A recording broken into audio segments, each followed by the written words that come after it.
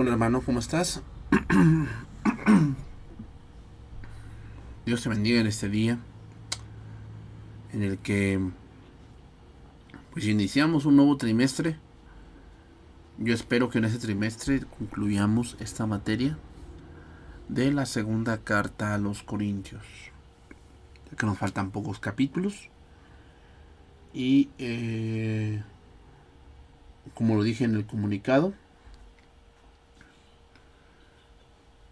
terminando esta materia vamos a iniciar la carta a los Efesios. Entonces vamos a estar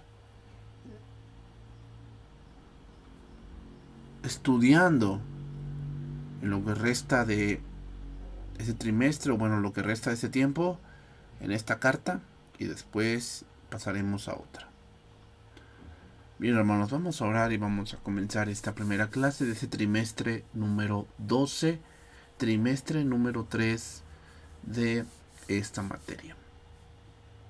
Padre, gracias te damos en esta hora. Gracias, Jesús, por tu obra en la cruz. Gracias, Jesús, por tu gran amor. Y gracias, Señor, porque tú eres bueno con nosotros. Y hasta este día tú has sido con nosotros siempre. Bendito y alabado seas, oh Dios. Y hoy ponemos en tus manos este tiempo. Enséñanos, muéstranos, guíanos, Señor, porque en verdad necesitamos de ti en cada momento. Alabado seas en nombre de Jesús. Amén. Bien, hermanos, entonces estamos en el capítulo número 11 de la materia, la segunda carta a los Corintios. Capítulo número 11, verso número... Nos quedamos en el verso número 4. Lo voy a leer y lo voy a poner en pantalla. Ahí está.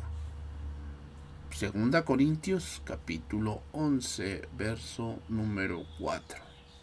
Dice ahí la palabra de Dios.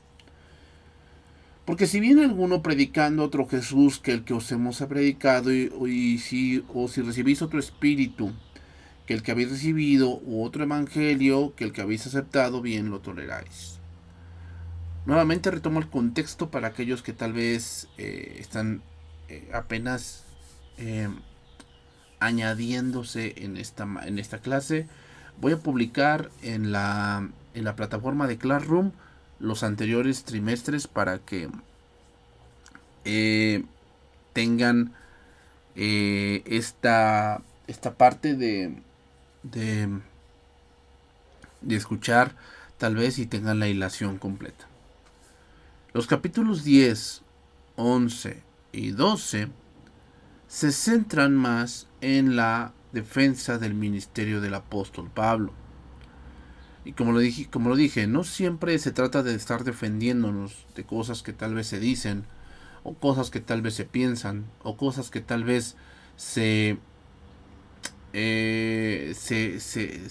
esgrimen, ¿no? con tanta facilidad.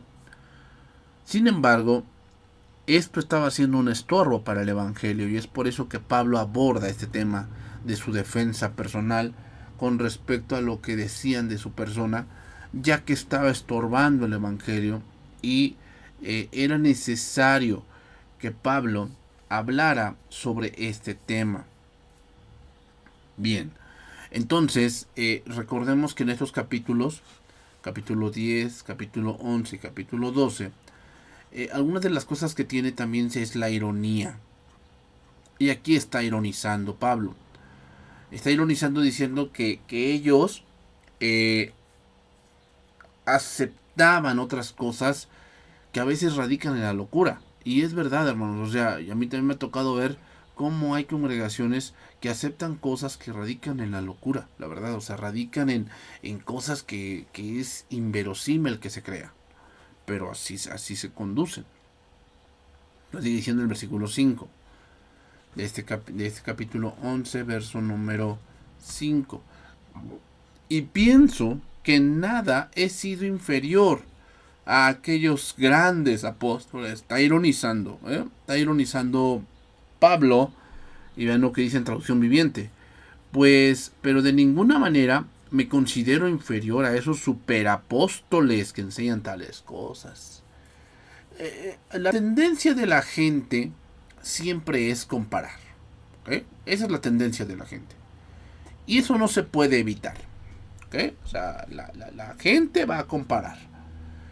Va a comparar tu manera de enseñar, va a comparar tu manera de actuar, va a comparar tu manera de dirigirte, de que si oras de una manera poderosa, muchas cosas que la gente a veces ve en otro tipo de congregaciones o lo ve en el internet, ¿verdad? Y entonces empieza a comparar que el pastor donde él está no tiene tanto poder porque no hace las cosas como fulano de tal las hace, ¿verdad?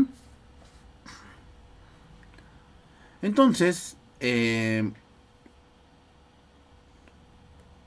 Pablo aquí utiliza la ironía y dice que no ha sido inferior a aquellos apóstoles falsos que se habían introducido en la iglesia y les enseñaban un evangelio basado en las obras. ¿Ok? Estos falsos apóstoles hablaban mal de Pablo, diciendo que que Pablo no le llegaba ni a los talones, ¿verdad? Que Pablo era alguien pequeñito, porque por eso su nombre así lo dice, Pablo, ¿no? Que significa pequeño. Entonces, por eso ellos dicen, no, pues por eso se llama así, porque él, pues, es un pequeño y no se compara con nosotros. Y esta es una estrategia que muchos, los falsos siempre utilizan. ¿Cuál? De meditar, ¿no? O sea, solamente los que con él comulgan en ciertas cosas que ellos creen, entonces como que son sus iguales, ¿no? O dependiendo, porque muchos ya tienen que tienen doble porción y que dependiendo quién es tu apóstol que te ordenó y muchas cosas. Pero en este punto, hermanos, esta es la característica de un falso. Y es eh, siempre demeritar a otros que tal vez trazan mejor para ellos ser aceptados por la gente. ¿Okay? Entonces seguimos allí, versículo 6. Pues aunque sea tosco en la palabra, no lo soy en el conocimiento. En todo y por todo os lo hemos demostrado. ¿Okay? O sea, como se los dije, Pablo no era una persona como Apolos. Apolos era una persona muy que trazaba, o sea, tenía la facilidad de hablar y de desarrollar cierta idea, ¿verdad? Y tomaba un versículo y ese es el punto del Espíritu Santo con ciertas personas que les hacen hacer que prediquen o que hagan ver la escritura de una manera muy clara. ¿Okay? Muy clara. Pero eh,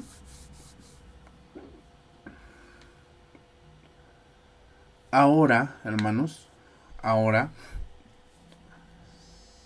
eh, Pablo no era de esa parte. Pablo era más, como voy a decirlo de esta manera, era más teológico. ¿Okay? Él era una persona que tenía de verdad una teología muy fuerte, que Dios le había enseñado muchas cosas, que su estudio profundo de las escrituras era algo que venía de Dios sin duda, pero no era muy bueno transmitiéndolo. ¿Okay? Y nos damos cuenta, hermanos, que no todos podemos tener los mismos dones. O sea, hay gente que es muy buena para entender la Biblia, pero no es muy bueno para transmitir ese conocimiento. Y muchos por eso a lo mejor no se dedican tanto a predicar, sino a escribir. Y hay unos que sí son muy buenos para transmitir lo que han entendido. Sí, son muy buenos para transmitir lo que han entendido. Y todo se utiliza para la gloria de Dios. Vean lo que dice traducción viviente. Podré ser un orador inexperto, pero no me falta conocimiento. Eso es algo que les hemos dejado bien claro a ustedes de todas las maneras posibles. ¿Ok? Entonces, y es claro, estudiando las cartas de Pablo, reconocemos que Pablo era una persona, además de políglota, era una persona muy preparada en las escrituras. Una persona muy bien preparada en las escrituras. Entonces, tenemos que ver, hermanos, que muchas veces nos vamos con predicadores que nos gusta mucho cómo hablan o cómo enseñan, pero también debemos fijarnos en el conocimiento que tienen. Y la verdad, a muchos tienen un conocimiento que deja mucho que desear, de verdad, o sea, dejan mucho que desear. ¿Por qué? Porque saben cosas, pues muy terrenales, o sea, tratan de explicar las cosas de Dios a base de su carrera. Y yo no digo que esté mal, que yo no digo que esté mal. Yo no digo que si alguien es abogado y trata de enseñar, por decir, los 10 mandamientos y los enfoca a la parte del jurídica o la parte legal, ¿no? Que él tal vez ejerce. Yo no digo que esté mal. O algún músico trata de enfocar alguna enseñanza de la palabra de Dios en la parte de la parte musical, en la parte de las notas y todo ese tipo de cosas. Yo no digo que esté mal. Lo que digo es que no siempre eso va a funcionar porque no puede, o sea, tú no puedes tratar de explicar la Biblia a base de tu experiencia o tu conocimiento. Debe ser algo que Dios te esté dando a ti. Entonces sigue diciendo versículo número 7. Dice ahí, ¿pequé yo humillándome a mí mismo para que vosotros fueseis enaltecidos por cuanto os he predicado el evangelio de Dios de balde? Traducción viviente. ¿Estaba equivocado cuando me humillé y honré al predicarles la buena noticia de Dios sin esperar nada a cambio? Vean el lenguaje actual. Dice ahí, ¿cuál fue mi pecado? Lo único que hice fue anunciarles la buena noticia de Dios sin cobrarles nada. Me resté importancia para dársela a ustedes. O sea, hay una cosa, hermanos, que luego muchas veces está adentrándose a la iglesia. Y lamentablemente a veces muchos creyentes caen en eso. Y eso se le llama misticismo. ¿Qué cosa es el misticismo? Bueno, que son gente que piensan que tienen un conocimiento más elevado y que solamente ellos a través de ciertos congresos, a través de ciertas enseñanzas, a través de ciertas ponencias, son los únicos que te van a llevar a otro nivel. ¿Ok? Eso es lo que, ese es el misticismo. O sea, son gente que piensan que tienen un conocimiento tan extraordinario que deben cobrar por enseñártelo. Y ahí tenemos a gente que tiene escuela de profetas y que te van a enseñar a abrir los cielos, a desatar maldiciones generacionales. Y se dan cuenta, o sea, hacen ver como que son cosas que tu pastor no tiene y que solamente ellos tienen porque Dios se las reveló solamente a ellos. Dios se las reveló solamente a ellos. Y si tú quieres obtener ese conocimiento, pues ya como no, ¿verdad? Ya como no. Entonces Pablo prácticamente lo que está diciendo aquí, lo que está diciendo es, yo les enseñé el Evangelio y yo no les cobré. O sea, y parece que yo los ofendí, ¿no? O sea, como que ahora menosprecian lo que yo les enseñé, pues porque no les cobré. Y estas personas, porque les cobran, pues piensan que están aprendiendo algo wow, ¿no? O sea, misticismo. Misticismo. O sea, que estas personas piensan que están aprendiendo algo wow porque... porque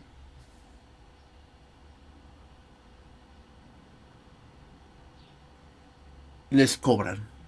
¿no? Estoy pagando por tal curso y quien me está enseñando es fulano de tal, que tiene una iglesia de 1000 personas. Entonces algo debe tener, ¿verdad? Dicen la gente, algo debe tener. Y hermanos, pues no se dejen llevar por ese tipo de cosas. O sea, no tiene nada que ver. No tiene nada que ver. Pero mucha gente sí se deja llevar por eso. Se deja llevar y pues obviamente eh, piensan que están aprendiendo algo más elevado que lo que su pastor o lo que cierta congregación donde están eh, eh, les puede enseñar.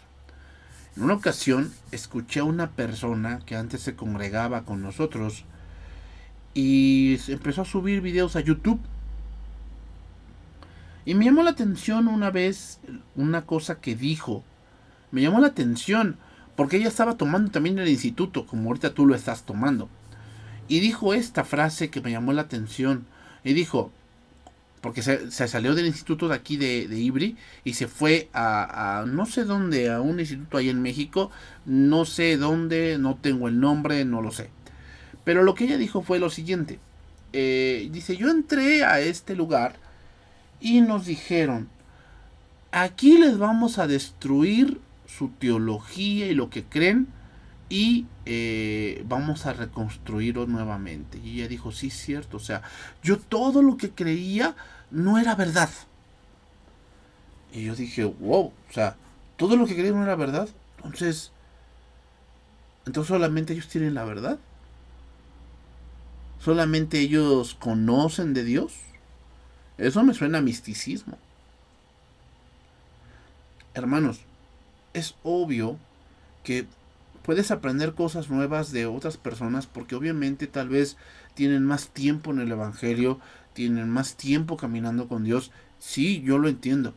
Pero no puede ser que toda tu teología que tienes de Dios sea completamente derrumbada. No, o sea, eso es algo que yo no comprendo. ¿Por qué? Bueno, pues porque eso habla de que tú siempre te estuviste engañando, ¿no?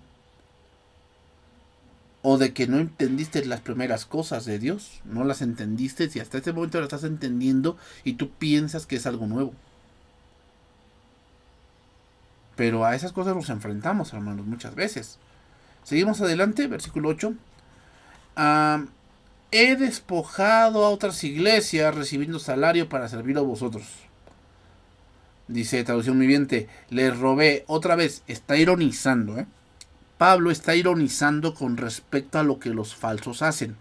Los falsos roban, entonces él dice, bueno, ustedes me consideran falso, entonces si me consideran falso, yo robé a otras iglesias, o sea, Filipos, Tesalónica, Galacia, Éfeso, otro tipo de congregaciones, al aceptar sus contribuciones para poder serviros a ustedes sin ningún costo, ¿no?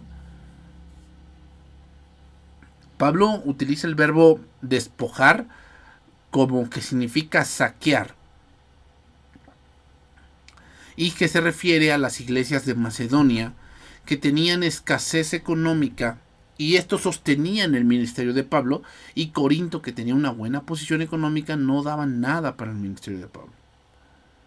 ¿Ok? Pablo, con este tipo de exageración y de ironía, está utilizando una hipérbole. ¿Qué es una hipérbole? Una exageración que tiene el propósito de producir un verdadero efecto sobre la mente.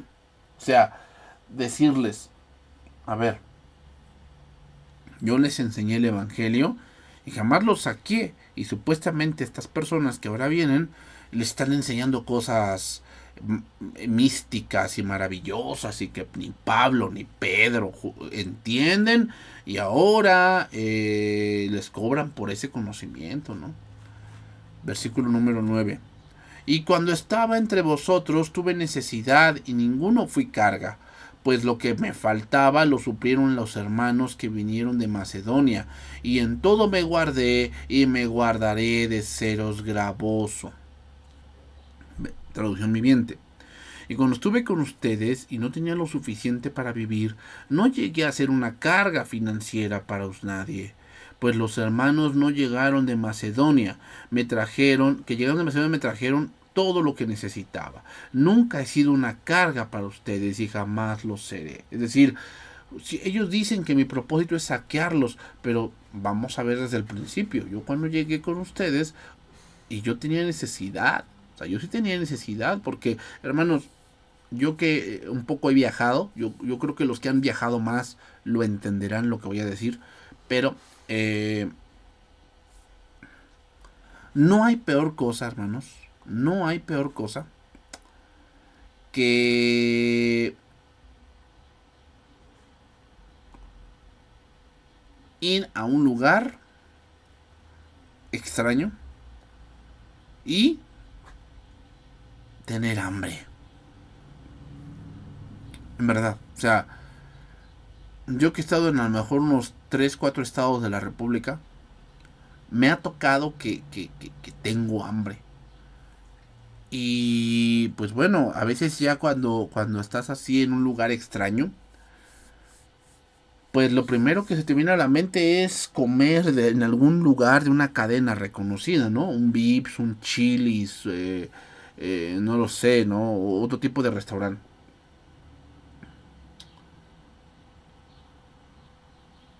Pero cuando no lo encontraba, era un hambre, hermanos. O sea, no igual a la que tal vez ahorita puedes sentir o sentirás en el transcurso del día, que tienes hambre y vas y comes. No, hermanos, era un hambre, en lo punto personal, era un hambre de desesperación. Ahora imagínate a Pablo llegando a Corinto, una ciudad desconocida, y no tenerlos para lo suficiente. O no tener para lo suficiente. Y eso, hermanos, sí es algo difícil. Es algo difícil, en verdad. No es algo tan sencillo. Pero los corintios acusaban a Pablo de ser un hombre despojador, que solamente buscaba su dinero, que solamente buscaba enriquecerse, que solamente buscaba hacer eh, negocios, ¿no? Con ellos. De eso lo acusaban. Y Pablo por eso les recuerda, cuando yo llegué con ustedes, yo no fui gravoso para ustedes. Yo eh, tuve lo que mi necesidad de los hermanos en Macedonia. Pero para ninguno de ustedes fui gravoso. Seguimos ahí, versículo número 10. Ah, pero porque por la verdad de Cristo que está en mí, que no me impedirá esta mi gloria en las regiones de Acaya. ¿Por qué Pablo decidió no ser gravoso? Y hermanos, no llevemos las cosas al otro extremo. Porque dicen, ya ven, Pablo no pedía nada, entonces ¿por qué el pastor pide? A ver, tenemos que centrarnos en el contexto en el que Pablo está hablando. Pablo está hablando que él no pidió nada, ¿por qué no?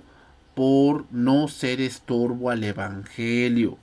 Pero hay otras partes en la misma carta a los Corintios donde habla del derecho de aquellos que trabajan en el evangelio, tienen derecho a vivir del evangelio. ¿Ok?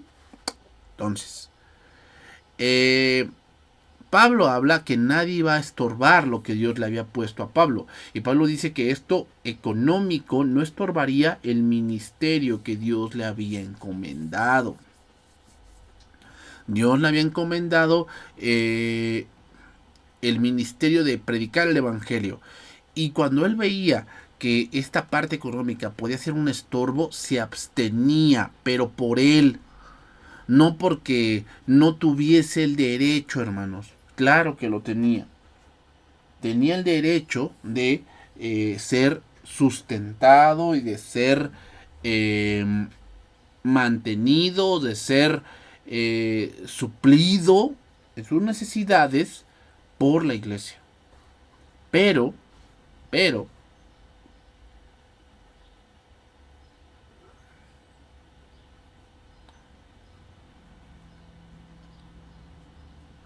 No lo hacía porque sabía que eso sería un estorbo, como los falsos lo hacían. Ellos llegaban y luego daban su comisión. Y así son los falsos, ¿verdad? Tú los invitas y el primer tema del que se debe de tratar es cuánto voy a ganar. ¿Cuánto voy a ganar? Hay una serie, hermanos, ahí en Amazon Prime, que se llama El Pequeño Sheldon. El Pequeño Sheldon. Y hay una escena en la serie donde esta familia se congrega en una congregación ahí cerca de la comunidad y sacan convocatoria para pastores. O sea, dice que sacan convocatoria para pastores de que debe tener tal edad, debe tener tal experiencia, debe ser de tal desarrollo dentro de para ciertas áreas de la congregación. Y yo cuando vi esa escena dije, wow, pues parece un trabajo, ¿no? O sea, parece como que necesitamos un soldador, necesitamos un plomero, necesitamos un XY persona y los requisitos son tales, ¿no? Y cuando llegó uno que quería tomar el trabajo de pastor, pues lo primero que se trató fue el tema económico. Yo no digo que no se deba tratar, porque pues obviamente si Dios te llama de tiempo completo y tú estabas trabajando en una empresa, tú estabas trabajando en ciertas cosas, pues es obvio que no vas a vivir de aire. Pero eso no es lo más importante, hermano. ¿Ok? Es importante, pero no es lo más importante. Lo más importante es cómo es tu carácter. Y obviamente no vamos a sacar una convocatoria diciendo que se requiere un pastor y los requisitos son tales. No se va a hacer eso. Pero sí es importante que entendamos que lo que más se debe de ver de un pastor para cual Dios lo ha llamado es el carácter y se va a confirmar a través de distintas etapas dentro de su vida. ¿Ok? Bueno, que Dios te bendiga y nos vemos la siguiente clase.